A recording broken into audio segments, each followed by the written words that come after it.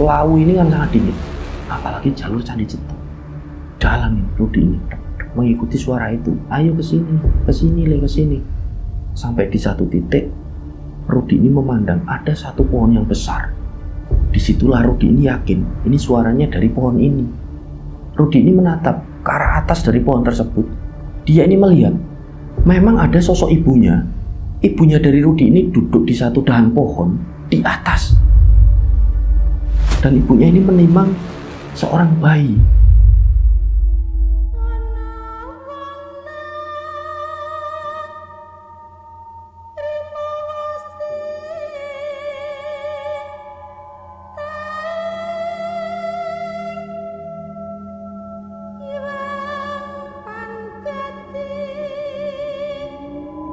Oke, ini part kedua kan dari episode Ibu Tak Ngopi Dulu. Monggo rencang semua.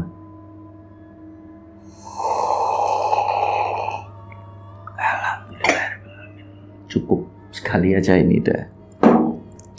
Satu seruputan. Langsung tak mulai ya. Oke, a'udzubillahi minasyaitonirrajim. Bismillahirrahmanirrahim. Assalamualaikum warahmatullahi wabarakatuh. Apa kabar rencang semua? Semoga semuanya dalam keadaan sehat. Nah, tayangan kali ini adalah part kedua atau bagian kedua dari part sebelumnya, episode Ibu. Nah, buat rencang semua ataupun teman-teman yang belum menonton tayangan dari part pertama, bagian pertama, bisa langsung saja diklik di kolom deskripsi. Sudah kami sertakan linknya, tinggal diklik aja. Jadi sebelum nonton part kedua ini, alangkah lebih baiknya yang belum nonton di part pertama nonton dahulu. Jadi ceritanya ini nanti bersambung dan tidak gagal paham. Oke, langsung aja tak mulai. Nah, setelah tahlil di hari pertama itu, di malam pertama, si Rudi dan si Arif ini ngobrol bahwasanya Arif ini menjelaskan kepada Rudi ada satu kelebihan yang dia ini punya, yaitu dirinya ini bisa melihat satu tanda kalau toh ada seseorang yang akan meninggal. Jadi Rudi akhirnya tahu, oh ternyata selama ini yang dia lihat dari diri Arif, yang dia ini berusaha nyari ini Arif ini kenapa tuh temannya kok kadang berlaku aneh, kadang teriak-teriak terhadap seseorang seperti memperingatkan, tapi orang tersebut ini tidak seperti gubris atau seperti tidak mendengar. Dan setelahnya Arif ini nangis, ternyata satu temannya itu bisa melihat ada satu tanda kematian dari seseorang.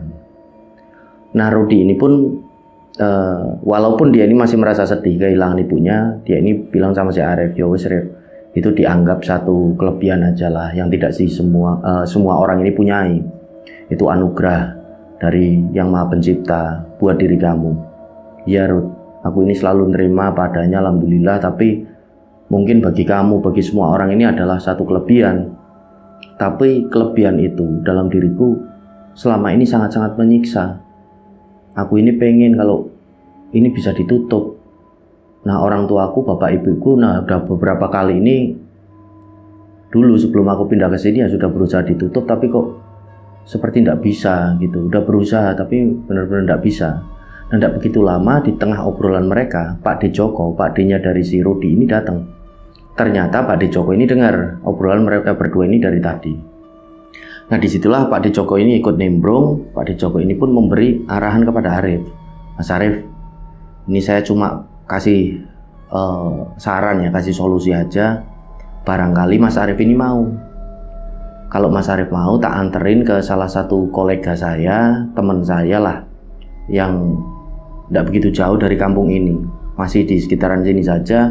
Beliau ini bisa dikatakan ya kiai lah, dan seringkali menolong orang-orang ini yang butuh pertolongan dia. Contohnya seperti ada beberapa kali pasiennya ini yang seperti punya indera keenam semenjak bawaan dari kecil ini. Bisa keturunan faktornya, bisa apa, dan ditutup. Itu berhasil. Walaupun tidak sepenuhnya. Ya barangkali setelah Mas Arif ini nanti tak ajak ke sana, akhirnya bisa ditutup. Walaupun tidak sepenuhnya. Bagaimana Mas Arif? Itu saran dari saya, cuma saran aja sih. Nah, setelah mendengar itu Arif ini nampak wajahnya agak gembira gitu. Ya sudah Pak D Joko, nanti saya diantar ke sana, dan orang tua saya bagaimana, ikut atau tidak? Ya alangkah lebih baiknya ikut, kata Pak D Joko. Ya wis gini aja wis, ini kan masih tahlil sampai 7 malam. kita selesaikan dulu semuanya. Setelah selesai baru kita ke sana. Nah, sampai pada akhirnya si Arif ini kan mengucapkan terima kasih dengan Pak Dicoko karena ternyata masih ada solusi untuk satu kondisi di mana kondisi itu dianggap satu permasalahan tersendiri oleh si Arif ini. Nah, disitulah akhirnya Rudi dan Arif ini lanjut ngobrol. Singkat cerita, di malam kedua tahlil semuanya berjalan lancar-lancar saja. Nah, di malam ketiga ada satu keanehan ketika tahlil ini digelar, tahlil dari ibunya si Rudi ini. Di tengah-tengah tahlil, beberapa warga ini yang masih yasinan, yang masih ngaji tahlil itu, ada beberapa warga ini yang nampak bisik-bisik. Nah, disitulah si Rudi ini kan jadi kepo, apa bahasanya sekarang kepo ya, pengen tahu. Dia ini agak mendekat duduknya. Dia dengerin di situ. Ternyata beberapa warga ini ternyata ngomongin kalau mereka ini mencium aroma melati. Ini yang sangat wangi, menyengat di ruangan itu. Nah, si Rudi ini kan jadi, kok ada bau melati? Dia ini tanya sama Arif, Rip, kamu nyium bau melati nggak? Itu bapak-bapak itu kok katanya bau melati, nyium melati ini yang sangat menyengat. Arif ini diem aja, dia seperti mengendus-endus. Enggak kok, aku nggak bau apa-apa.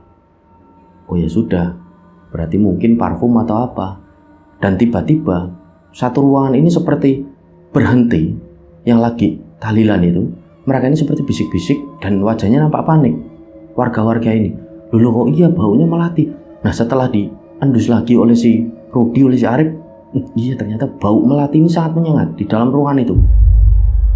Agak geger kan, akhirnya ditenangkan oleh salah satu ustadz, namanya Ustadz Yahya. Beliau ini sudah berumur kisaran ya 50 tahunan lah, udah Pak Kiai, bahkan udah dipanggil Pak Kiai. Ditenangkan beberapa warga ini, bahkan Pak Dicoko, Budi Murti, semuanya lah yang ada di situ. Udah tenang, jangan panik. Ini mungkin parfum, udah nggak usah digubris, kata Pak Yahya ini kan. Tapi beberapa warga ini kan karena ketakutan, ini ada apa kok baunya seperti ini. Jadi bau melati ini sangat menyengat. Sampai semuanya ini berhasil ditenangkan, tahlilan ini pun digelar. Nah, setelahnya tahlil ini kembali digelar, dilanjutkan. Anehnya aroma melati ini menghilang, benar-benar menghilang. Itu di malam ketiga. Nah, selesai semua ini kan, tahlil di malam ketiga itu, warga ini mulai satu persatu ini meninggalkan dari rumahnya Pak D-nya Rudi ini. Bahkan di situ Pak Yahya ini bilang, Mas Rudi, Pak Joko ini tadi fenomena seperti ini ya memang kadang ada. Tidak perlu dijadikan satu permasalahan karena memang kadang orang ini menganggap kalau orang yang baru meninggal terus dimakamkan nanti arwahnya ini masih sekitaran rumah, masih gentayangan, masih ini. Tidak ada, kata Pak Yahya ini. Orang yang sudah meninggal, ibunya dari Mas Rudi yang meninggal ya sudah meninggal, punya alam sendiri namanya alam barzah. Itu biasanya ini kerjaan jin yang jahil lah, itu untuk meruntuhkan akidah dari ya manusia. Makanya kalau kita percaya akhirnya kan akidah kita jadi rusak. Orang meninggal ini jadi gentayangan, tidak ada, udah nggak usah dijadikan satu permasalahan. Besok tetap tahlilan ini digelar sampai selesai di malam ketujuh. Nah, Pak Dicoko di situ, lalu Rudi mengucapkan terima kasih. Selanjutnya tahlilan ini pun digelar di malam keempat, di malam kelima, malam keenam, tidak ada permasalahan apapun. Jadi aroma melati ini udah tidak tercium dan beberapa warga ini udah tenang. Nah, di malam ketujuh aroma melati ini kembali tercium dan kali ini lebih menyengat.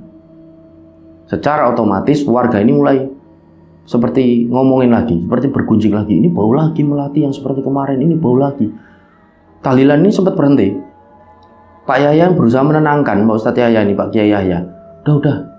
Jangan ini, jangan panik, udah. Dilanjutkan aja tahlilannya. Enggak Pak Yahya, ini kok muter-muter seperti baunya ini seperti di ruangan ini. Nah, sampai pada akhirnya tiba-tiba di tengah kepanikan itu, mereka semua ini mendadak terdiam, karena mereka semua ini saling tatap. Seolah-olah mereka ini mendengar sesuatu yang sama. Nah, benar aja, ketika semuanya ini diem, mereka semua ini mendengar seperti ada suara wanita yang cekikikan. Wah, disitulah warga ini akhirnya seperti bubar sendiri-sendiri gitu. Wah, setan-setan ini, ada setan, bubar. Jangan kayak gitu Pak Yahya ini. Udah, jangan panik, tetap dilanjutkan. Enggak apa-apa, bubar. Semuanya ini bubar warga.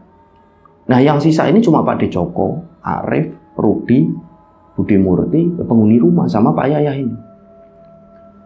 Nah, disitulah akhirnya Pak Yahya ini berbicara kepada Pak De Joko selaku pemilik rumah, gitu kan.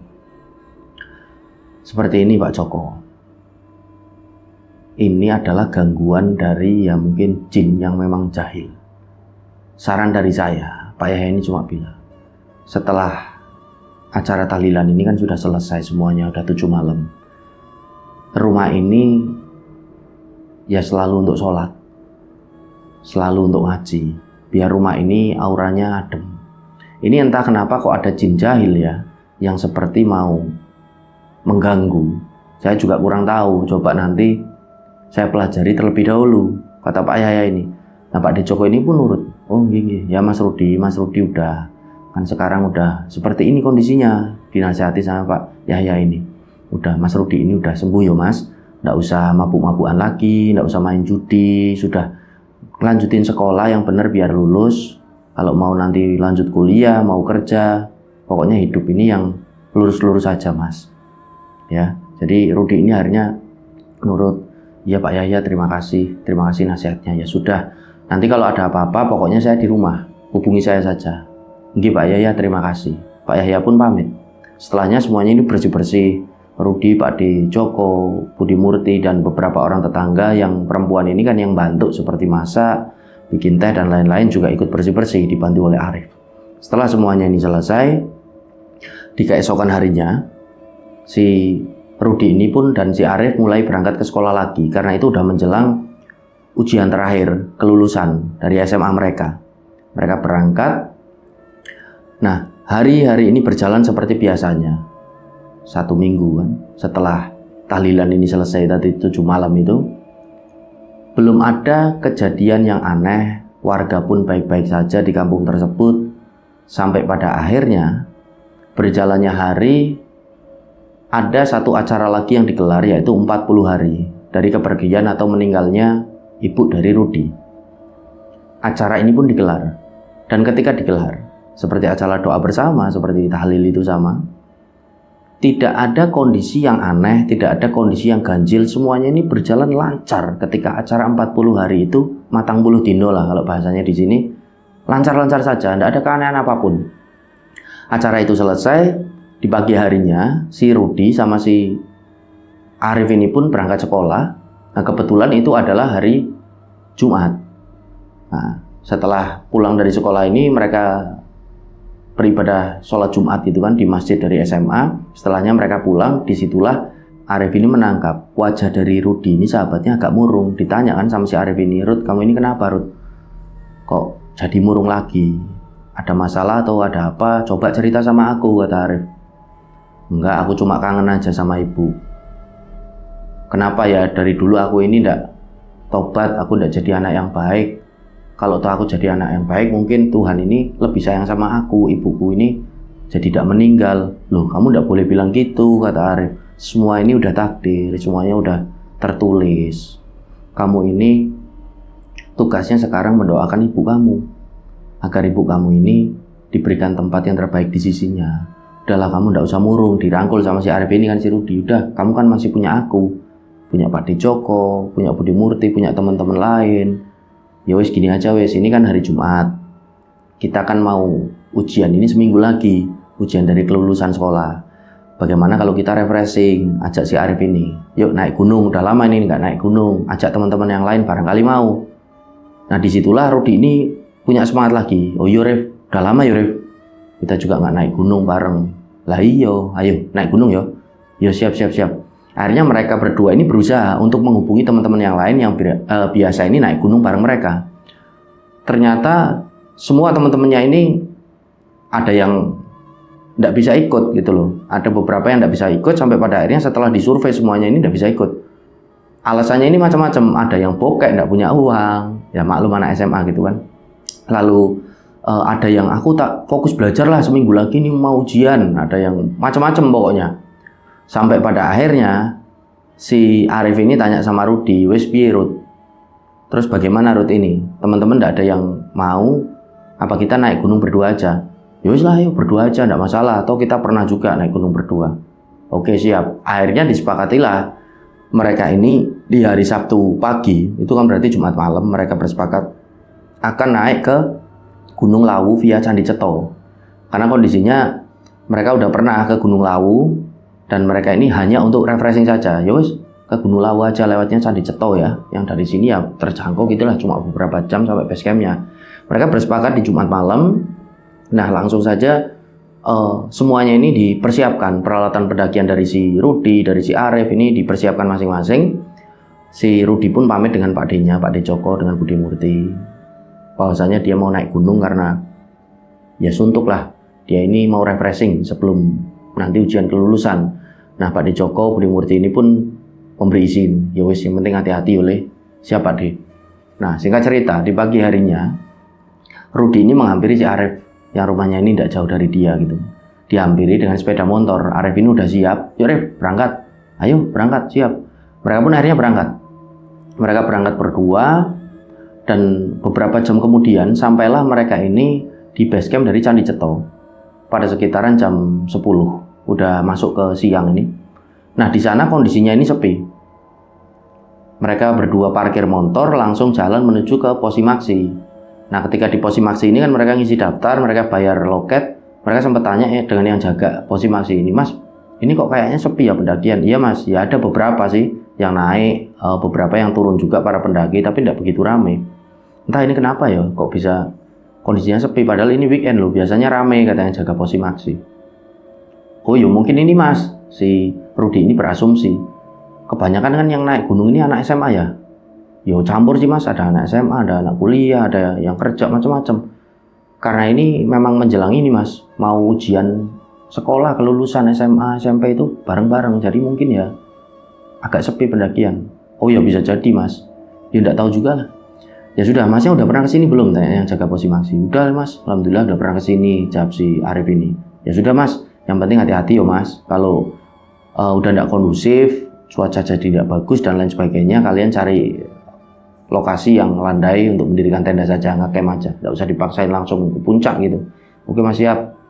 Nah setelah diberi masukan dari yang jaga Posimaksi, mereka udah bayar semuanya, registrasi Simaksi udah diselesaikan, mereka tidak langsung berangkat. Mereka berdua mampir ke salah satu warung dulu, mereka ngopi di situ untuk sekedar rehat. Mereka ya mengatur nafas dulu lah, ini mau langsung naik habis ini. Ngobrol bentar, sekitaran setengah jam, setengah 11 ini mereka mulai jalan. Mereka masuk ke jalur pendakian. Seperti biasa, mereka berdua jalan ini masih beriringan. Mereka mulai melewati perkebunan, ladang-ladang warga, di mana banyak sekali jenisan sayur mayur ini yang ditanam di situ.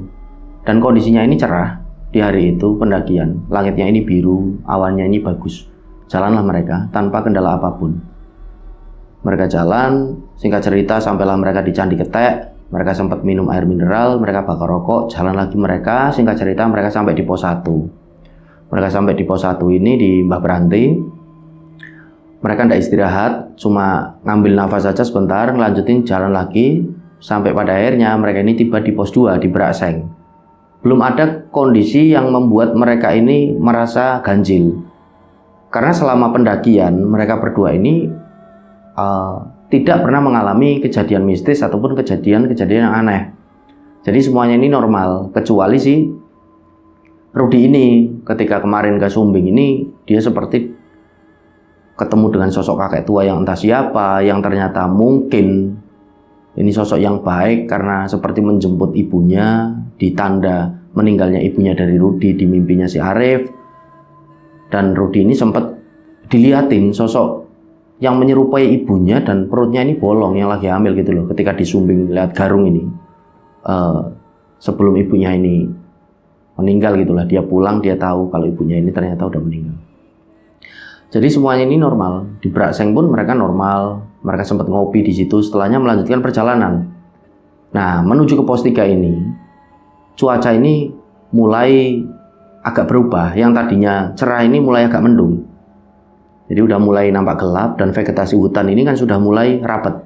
Pohonnya udah mulai besar-besar dan kabut ini udah turun dengan tipis. Mereka jalan ini udah tidak sejajar gitu kan, udah setapak. Mereka jalan depan belakang. Yang di depan ini si Arif, yang di belakang ini si Rudi. Jalan mereka dep. Singkat cerita sampailah mereka di pos 3. Di Cemorotowo mereka sempat berpapasan dengan pendaki ini yang turun. Mereka sempat tanya kalau di atas ini bagaimana mas?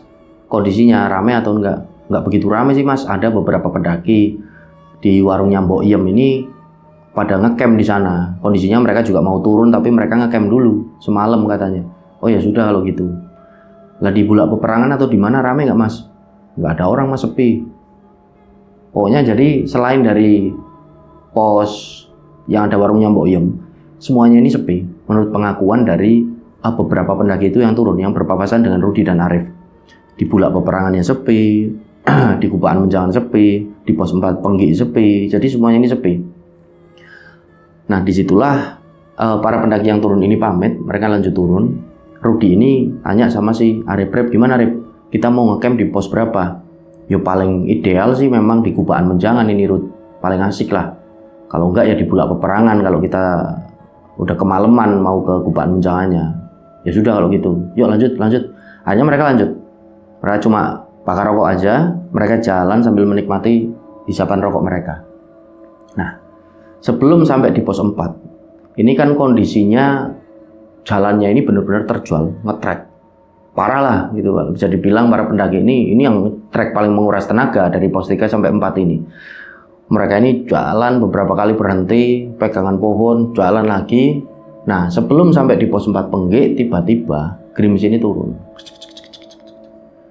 Disitulah Arif ini nanya sama si Rudi yang jalan di belakangnya, Rud, lanjut apa gimana? Gimana nih? Yuk lanjut aja lah. Udah, kita biar sampai pos 4 dulu, baru nanti kita rencanain lagi. Mau lanjut apa enggak? Ini mengingat kondisinya seperti ini, hujan. Oke, jalan mereka. Tek, dengan susah payah. Alhamdulillah, sampailah mereka di pos 4 di Pengge. Sampai di Pengge ini udah surup. Udah waktu-waktu masuk ke maghrib. Mereka berhenti kan di satu shelter. Memang di situ ada satu shelter yang dibuat menggunakan seperti seng, atapnya juga pakai seperti seng.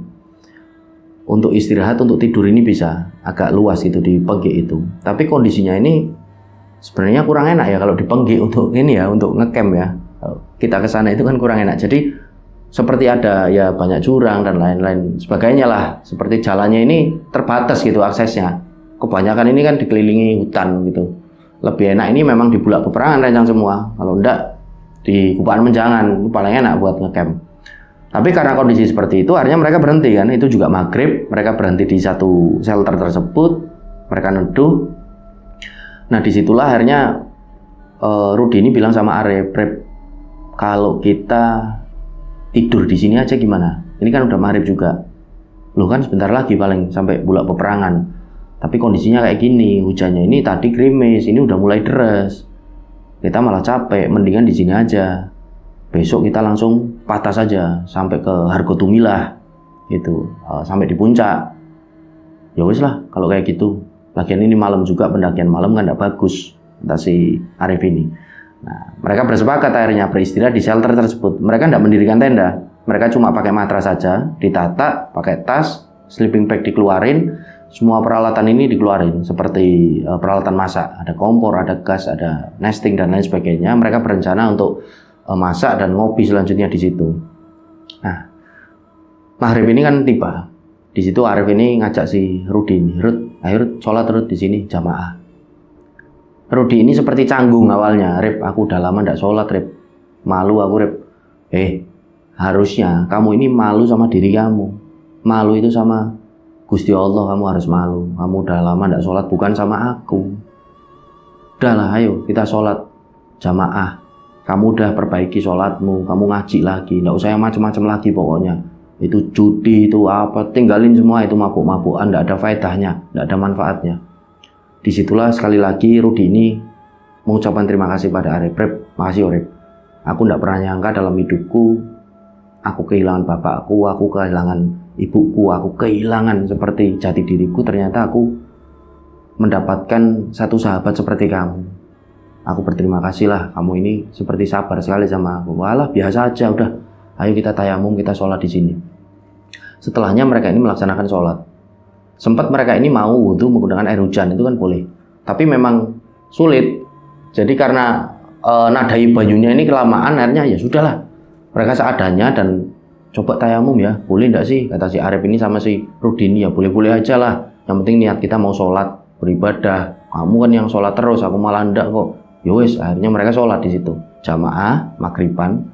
Setelah maghriban ini, mulailah mereka ini masak di situ. Mereka menanak nasi. Setelah menanak nasi, mereka ini goreng telur. Masaknya ini yang simpel-simpel aja. Setelahnya mereka goreng sosis. Nah, disitulah mereka ini makan malam. Sembari ngobrol, mereka bercanda. Mereka pokoknya ngobrolin, membicarakan hal-hal konyol ketika mereka ini berada di sekolah. Mereka ngomongin teman mereka ini loh, ini. Jadi asik mereka di situ. Tidak ada sesuatu yang aneh. Sampai makan ini selesai, setelahnya lanjut mereka ini ngerebus air untuk menyeduh kopi. Nah, di situ mereka menyeduh kopi. Setelahnya mereka ngobrol, sama ngobrolin ya keseharian mereka gitulah. Nah, disitulah Arif ini seperti sekali lagi memberi nasihat kepada Rudi. Tenan yurut, iki pokoknya wis, kowe kudu mari, gak usah sing jenenge mendem, gak usah sing jenenge main meneh judi. Pokoknya sing hal-hal maksiat ini kamu tinggalin, kata Arif ini. Yolah, ini kan aku jadi inget lagi. Kamu seperti bapakku dulu semasa hidup. Aku inget betul, Rip. Waktu kecil ini bapakku kalau nyuruh yang namanya sholat, ampun, cerewetnya minta ampun. Yo kamu wong dicerewetin aja masih kayak gini, apalagi ndak cerewet. Ya bapakmu itu dulu tahu lah pasti kalau kamu ndak dicerewetin, kamu ini jadi ucul, kamu ini jadi ndak karu-karuan. Nah, mereka asik bercanda gitu, mereka asik ngobrol bercanda. Nah, setelahnya mereka ini tidur, memutuskan untuk istirahat. Ya wes, nanti kita samit ya, jam-jam 3:30 lah, lambat-lambatnya kita jalan. Oke, mereka bersepakat. Nah, mereka masuk ke dalam sleeping bag pada sekitaran jam 11 malam itu. Setelah ngobrol ini lama, menghabiskan rokok ini 1 bungkus mereka berdua ini yang isi rokok 20 batang sampai habis. Nah, disitulah mereka masuk ke dalam sleeping bag dan mulailah mereka untuk tidur. Nah, baru aja mereka masuk ke dalam sleeping bag, Rudi ini menangkap ada sesuatu yang tidak beres. Jadi Rudi ini kan baru memejamkan mata. Dia ini seperti mencium ada aroma melati ini yang sangat wangi. Dan Rudi ini ingat betul, ini aroma melati seperti yang tak cium ketika di hari ketiga tahlil dan di hari ke-7 tahlil. Dia ini buka matanya, dia lihat ke arahnya si Arif. Dia coba bangunin Rif. Arif ini kan akhirnya jadi bangun lagi, walaupun masih sama, masih tidur ayam. Arif memandang ke arah Rudi ini. Ada apa, Rud? Kamu nyium nggak ada aroma melati ini yang? Akhirnya Rudi ini pun baru seperti ngeh gitu. Dia cium. Oh iya, kok bau melati ya? Baunya benar-benar nyengat gini. Udah, nggak usah digubris, berdoa aja, berdoa. Kata si Arif, udah berdoa aja, nggak usah digubris. Barangkali ya namanya gunung itu kan memang panggonane demit. Kata si Arif ini, panggonane demit. Jin yang jahil, yang jahat ini banyak karena tempatnya ini kan lembab, apalagi habis hujan. Kotor juga di gunung. Dah. Yang penting niat kita ke sini kan tadabur alam, refreshing lah, menikmati pemandangan alam, tidak buat macam-macam. Udah, kita berdoa tidur lagi. Oke kalau gitu. Nah, akhirnya di situ Arif ini nampak langsung ngerontal lagi, meringkuk di dalam sleeping bag-nya. Rudi pun sama, tapi dia ini tertidur ini lurus-lurus saja gitu. Dia tidur. Tidak begitu lama. Sekitaran 30 menit setelah Rudi ini tidur, Rudi ini terbangun karena dia mendengar ada suara wanita yang manggil dari Rudi. Dan suara ini sumbernya ini tidak jauh, di tempat mereka ini tidur di pos 4 Mengki. Rudi ini akhirnya buka mata. Dia coba menajamkan pendengarannya gitu kan. Rene, Rudi, Rene, moro mbek ibu. Ibu, Rudi ini kan kaget, dia duduk. Dia coba lagi, tajemin pendengarannya. Rene Rudi, mbak ibu Rene, tunggu mbak ibu. Bener ini ibuku, suara ibuku. Nah, Arif ini dibangunin. Nah anehnya ketika Rudi ini bangun dari Arif ini seperti nggak ada respon sama sekali. Jadi sama sekali nggak ngerespon, nggak ada reaksi. Rep, bangun. Karena Rudi juga agak takut pada waktu itu, walaupun Rudi ingat betul itu suara ibunya. Arif ini seperti nggak ada reaksi. Setelahnya, sini, nggak usah takut, sama ibu sini. Dipanggil lagi. Akhirnya dengan memberanikan diri, Rudi ini pun beranjak dari tidurnya. Dia berdiri, dia nyalakan headlampnya, dan dia ini manggil, "Bu, kok ibu hidup lagi, Bu? Ibu ini nemenin kamu terus, selalu jaga kamu. Lah ibu ini di mana, Bu? Di sini, ayo ikuti suara ibu." Rudi ini akhirnya nurut. Karena dia kangen dengan ibunya, dia merasa bersalah, dia belum sempat minta maaf dengan ibunya. Dia ini jalan di tengah malam itu. Kondisinya ini dingin, seharian baru diguyur hujan. Kabut ini udah turun dengan tebal habis hujan itu. Lawu ini kan sangat dingin, apalagi jalur Candi Ceto. Jalan ini, Rudi ini mengikuti suara itu. Ayo ke sini, ke sini. Jalan terus sampai di satu titik. Rudi ini memandang ada satu pohon yang besar di depannya. Disitulah Rudi ini yakin ini suaranya dari pohon ini. Ibu di sini. Rudi ini menatap ke arah atas dari pohon tersebut. Dia ini melihat memang ada sosok ibunya. Ibunya dari Rudi ini duduk di satu dahan pohon di atas, memandang ke arahnya Rudi. Tapi wajah dari ibunya ini sangat pucat, matanya ini putih semuanya, rambutnya ini panjang dan haut-hautan. Dan yang membuat Rudi ini sangat kaget, ibunya ini perutnya masih nampak seperti hamil, tapi bolong mengeluarkan darah dan banyak belatung-belatung kecil. Dan ibunya ini menimang seorang bayi, dimana ini Rudi ini benar-benar ketakutan, tapi dia ini juga kangen dengan ibunya. Disitulah dia berusaha tegar, dia berusaha di situ memberanikan diri. Dia bertanya, "Bu," Rudi ini nangis, dia bertanya, "Bu, ibu kok di sini, Bu? Ibu kan udah meninggal. Ibu ndak usah deketin Rudi lagi. Ibu punya alam sendiri, Bu." Ibunya ini masih terus, "Rudi, ibu kangen." Masih terus bicara, "Iki adikmu." Tapi bayi ini tidak mengeluarkan suara. Rudi ini bergetar, badannya bergetar hebat. "Bu, ibu kan udah punya alam sendiri, Bu. Rudi minta maaf sama ibu. Kalau selama ini Rudi ini marah-marah sama ibu. Rudi belum sempat minta maaf sama ibu." Masih terus memandang ke atas pohon Rudi ini. "Rudi dimaafin ya, Bu. Rudi njaluk ngapurane sing akeh, Bu. Sepurane Rudi, Bu. Rudi minta ampun sama ibu. Kalau Rudi ini selama ini jadi anak durhaka, Bu." Ibunya ini masih terus. Jadi seolah-olah ucapannya ini tidak pernah ganti ibunya ini. Kene mbak ibu, gak usah wedi, rene ayo lene mbak ibu." Nah, Rudi ini masih terus nangis di situ. Dia sampai terseduh-seduh. Jadi dia ini punya rasa antara takut dan dia ini juga sedih. Dia lihat ibunya kok di situ. Sekali lagi Rudi ini memberanikan diri. Dia bilang sama ibunya, Ibu ojo ganggu meneh ya, Bu. Ojo kok ngene, Bu. Ibu duwe alam dewe. Ibu jangan seperti ini lagi, jangan mengganggu lagi. Ibu ini punya alam sendiri." Dan tiba-tiba sosok yang seperti menyerupai ibunya dari Rudi yang sedang menimang bayi tertawa, dan tertawa ini seperti sangat menyeramkan dan masih menatap ke arahnya si Rudi. Nah disitulah Rudi ini seperti tidak kuat. Dia ini lari balik ke pos 4 di Penggi itu. Dia lari sampai jatuh di pos 4. Disitulah Arif ini bangun. "Lurut, lah kamu ini dari mana?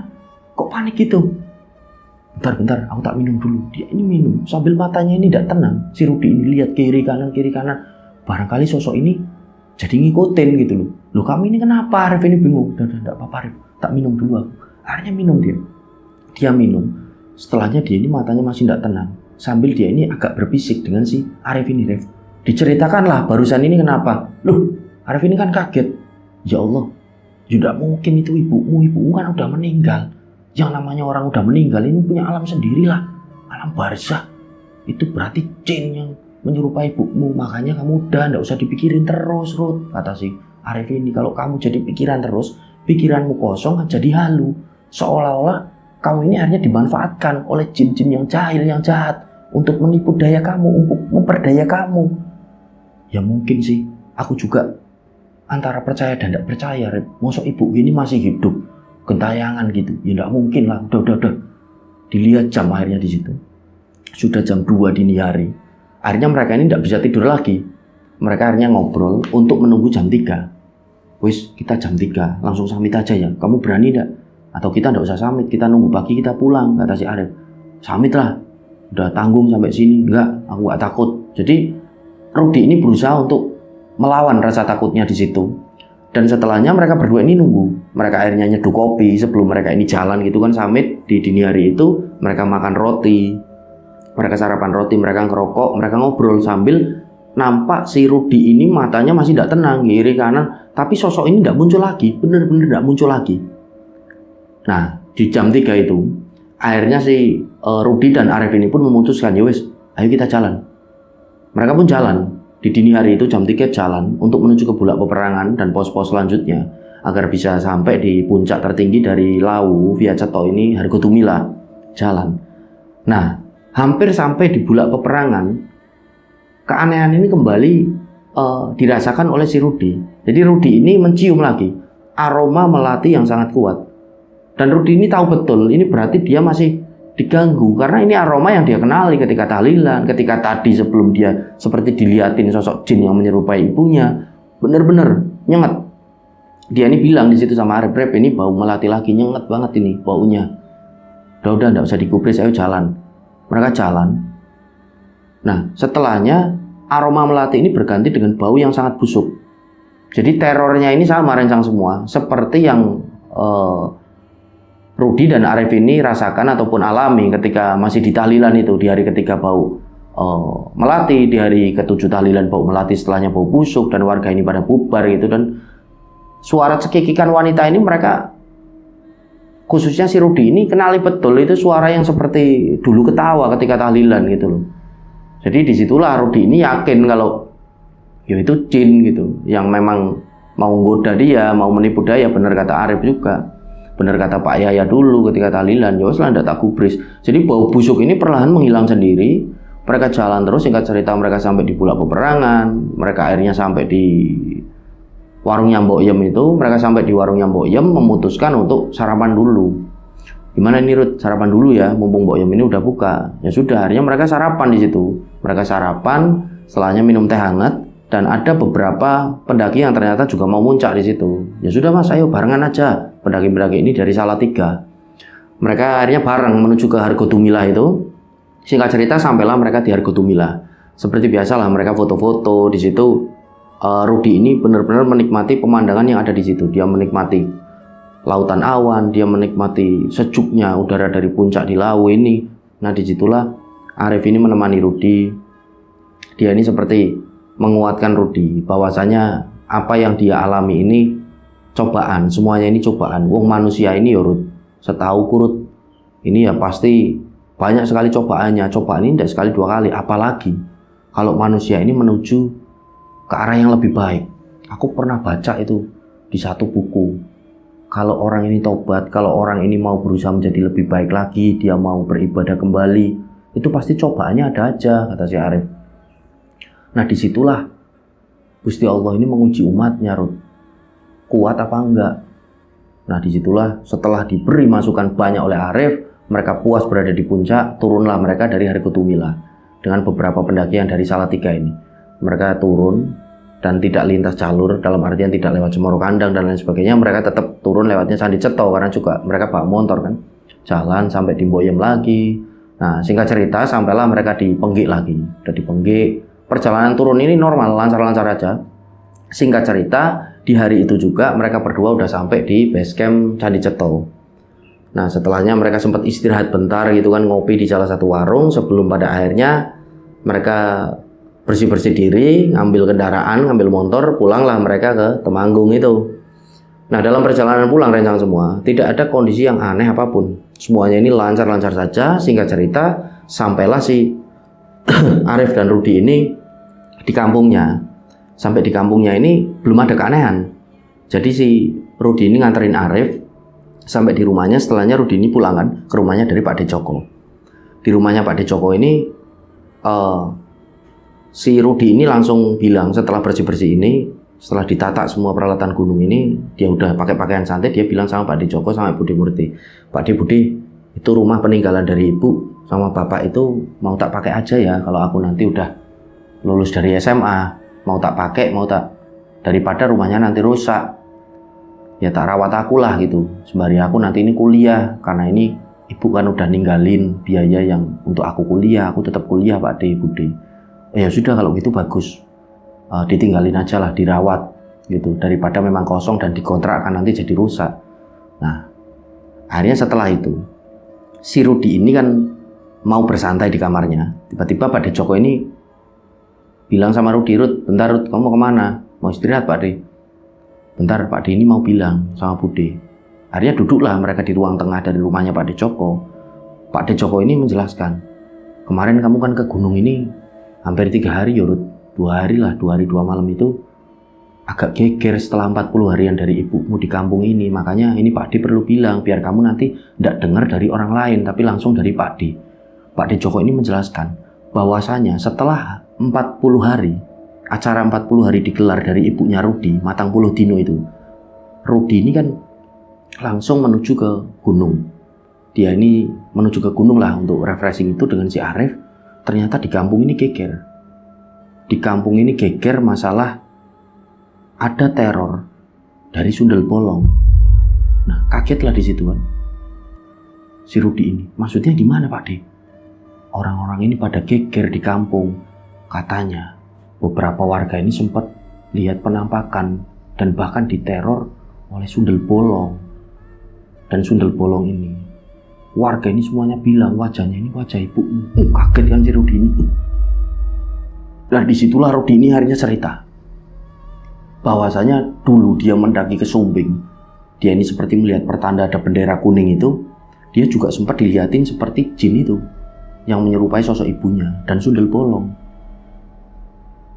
Rudi cerita lagi, kemarin sama Arif Pak di Kelawu, juga aku dilihatin lagi di satu pohon, di dahan pohon ini duduk, bawa bayi, wajahnya juga wajahnya ibu.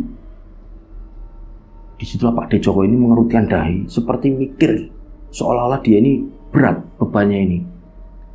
Akhirnya disitulah Rudi ini bilang sama Pak De Joko, Pak De, ini bagaimana kalau bilang sama Pak Yaya aja?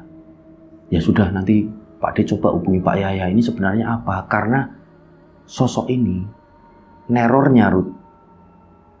Ini di rumahmu yang kamu mau tempatin ini nanti di rumah peninggalan dari orang tuamu. Duh. Jadi semuanya Pak De, ya semuanya ini dilihatin di sana. Makanya warga ini semuanya bilang kalau ibumu ini jadi Sundel Bolong. Wah, di situ. Si Rudi ini kok jadi gitu ya? Masa ibuku ini jadi Sundel Bolong? Nggak mungkin lah. Di Rudi ini akhirnya agak emosi. Ya wes Rud, kamu istirahat dulu. Nanti Pak De sama Bude tak berkunjung ke geriane Pak Yaya, ke rumahnya Pak Yaya.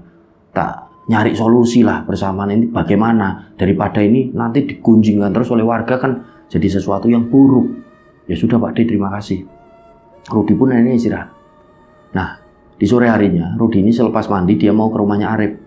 Aku tak ke musola, tak mahriban, mau ke rumahnya Arif ini. Karena Rudi ini merasa malu kalau langsung ke masjid sendiri, udah lama sih tidak ke masjid. Akhirnya ya wes tak menghampiri si Arif dulu biar bareng. Rudi ini habis mandi dia jalan sekitaran jam 5 lebih 15 menit itu jalan menuju ke rumahnya Arif. Nah belum sampai di rumahnya Arif, udah hampir sampai, Rudi ini papasan dengan beberapa warga. Nah ada dari salah satu warga ini yang seperti mencemooh ataupun memaki dari si Rudi ini. Oh, kowe Rut, gara-gara kowe Rut, ibumu iki akhirnya dadi kok ngene gentayangan. Tukangnya mendem kowe, gak bener. Terus ibumu iki ya dadi gentayangan ngene. Wong biyen uripe ya dadi lonte. Saiki kok ngene, warga iki sing diteror. Rudi ini mau emosi gitu kan. Karena bawa-bawa ibunya. Dia ini mau emosi, tiba-tiba Arif ini udah ada di depan rumahnya. Rut.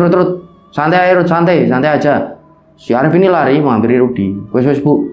Ojo tinganu karena yang bilang tadi ibu-ibu. Oh, anaknya Sundel Bolong ya kok ngono kuwi, tuang mendem ibuke lonte. Jadi seperti warga ini marah gitu, benar-benar marah dengan si Rudi ini, khususnya Rudi dan ibunya. Oh bener aja berarti kata Pak De Joko, warga ini mulai tidak terima, gunjing karena mereka mungkin merasa diteror. Nah sampai akhirnya mereka ini berhenti di satu pos ronda, di mana di episode pertama ini si Rudi ini sempat berantem dengan Mas Wanti di lereng Arif dan beberapa warga, karena ini lokasinya kan tidak jauh dari rumahnya Arif. Sebelum mereka ini ke masjid untuk maghriban, mereka berhenti di situ. Diceritakanlah di situ oleh Arif ini, Rud, aku diceritakan mbak bapakku. Tadi ini setelah kita pulang dari gunung aku diceritain sama bapakku. Loh lah cerita apa? Kemarin kita naik gunung, warga ini geger. Cukup banyak ini yang seperti diteror, ini sundel bolong yang seperti kamu ceritain sama aku. Wajahnya ini ibumu. Ya aku udah dengar dari Pak De Joko.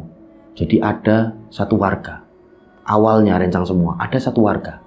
Warga ini sedang seperti habis menonton salah satu pertunjukan.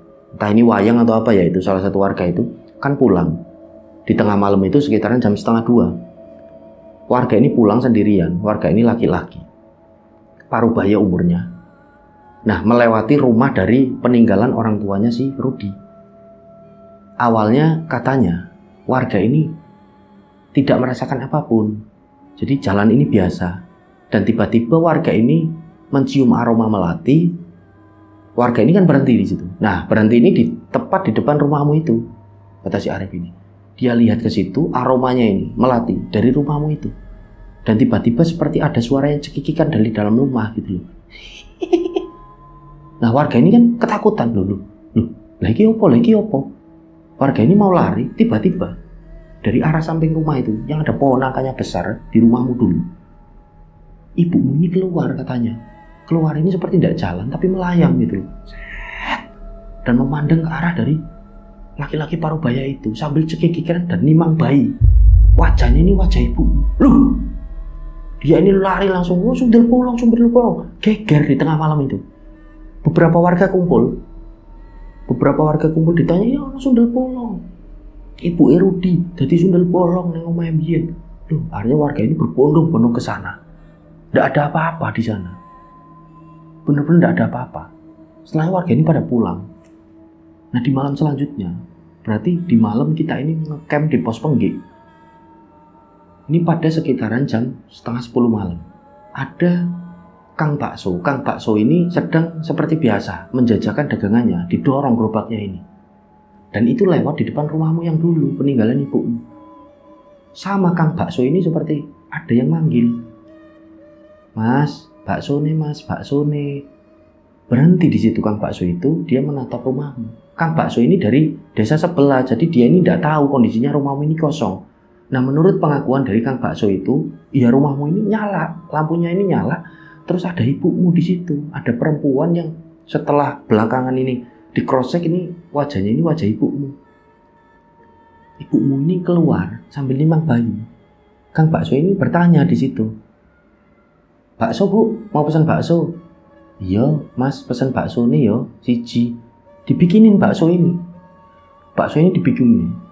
Diantarkan ke dalam rumah.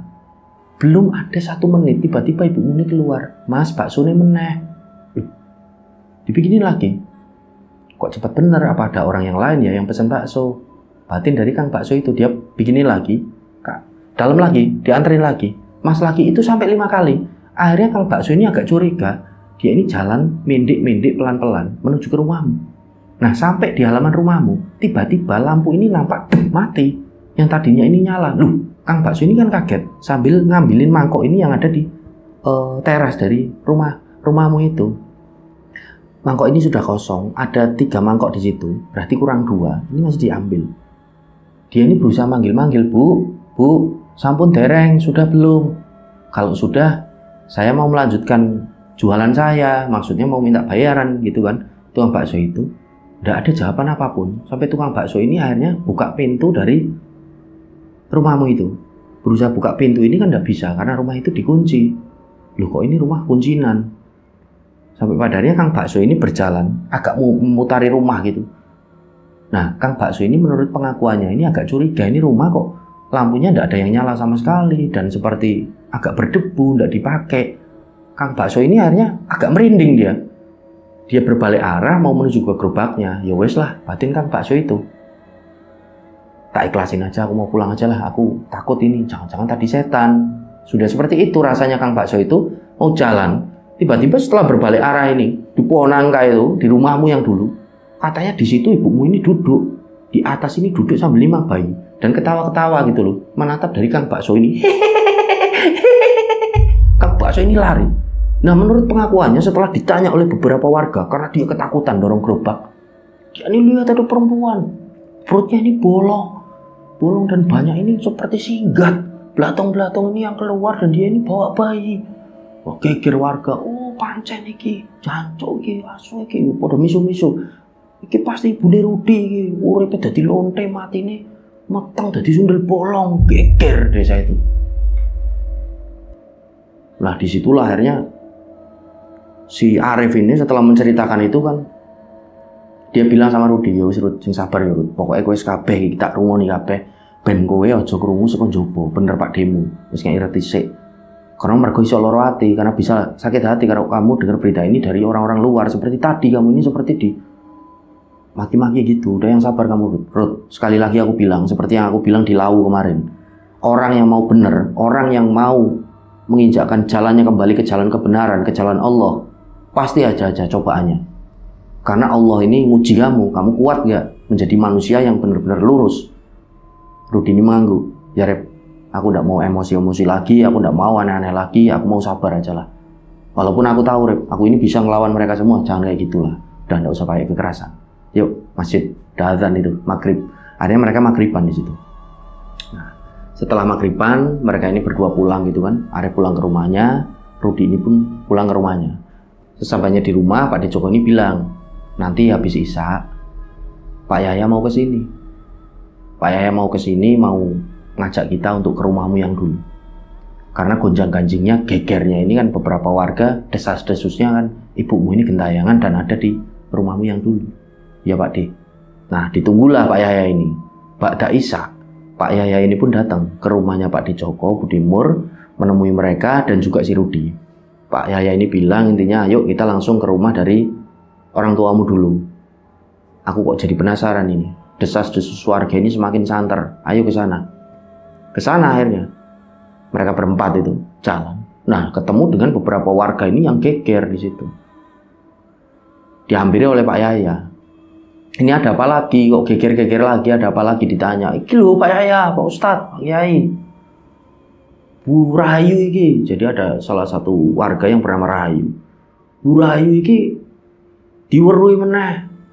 Ki ibune Rudi iki lho, gentayangan dadi sundel bolong, ini makmu iki dadi sundel bolong.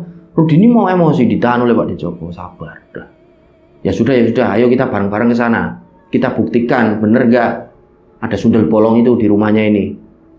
Mas Rudi, berbondong-bondong mereka semua ke sana. Dan sesampainya di sana, ini tidak main-main rencang semua. Jadi kondisi rumah ini kan gelap. Mereka semua banyak orang ke sana.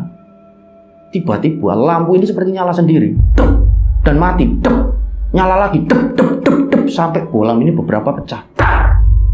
Nah disitulah Pak Yahya ini bilang sama mereka semua, Astagfirullahaladzim, Allahu Akbar, ini ada yang ganggu.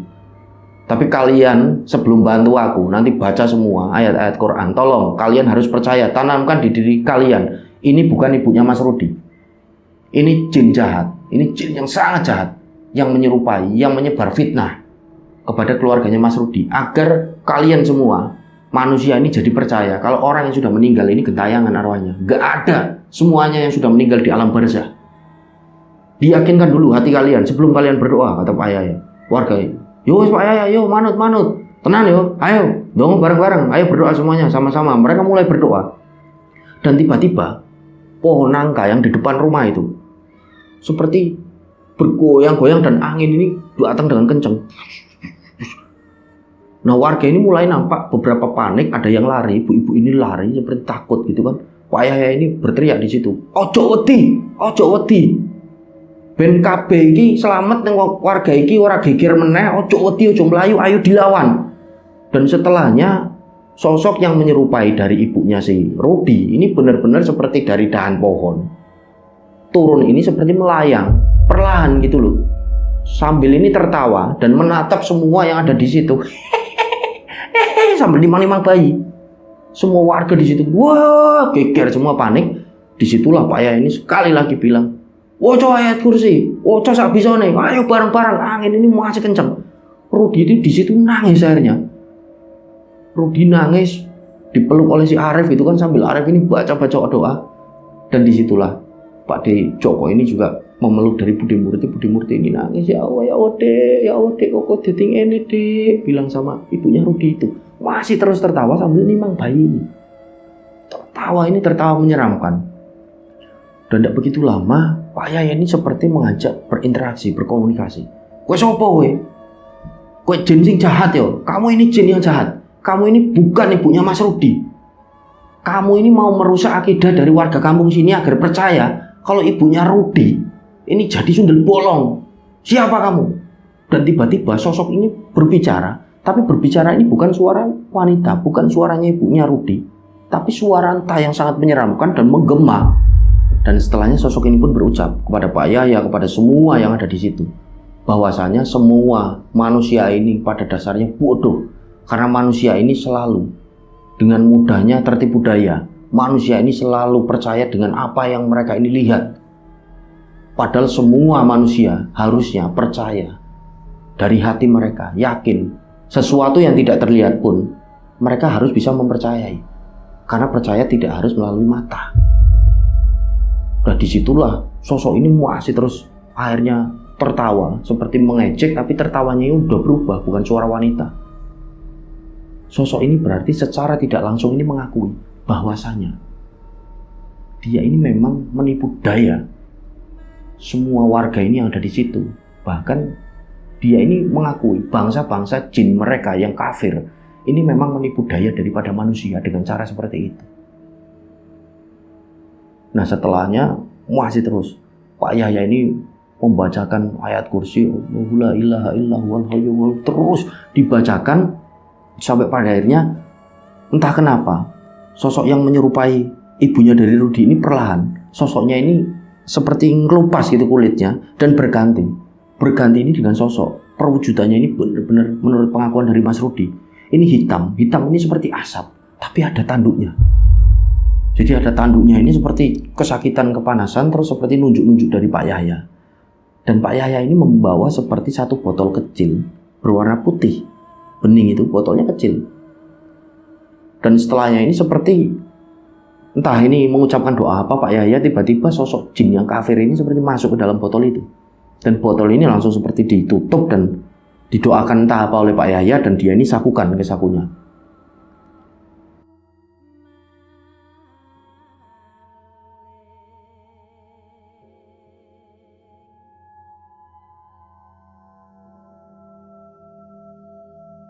Setelahnya angin ini pun mereda, yang tadi ini sangat kencang. Semua warga ini di situ berucap semuanya, alhamdulillah. Pak Yahya, piye Pak Yahya? Gimana Pak Yahya? Udah Pak Yahya, itu kalah. Pak Yahya ini menenangkan semua warga, udah. Ini bukan masalah menang ataupun kalah.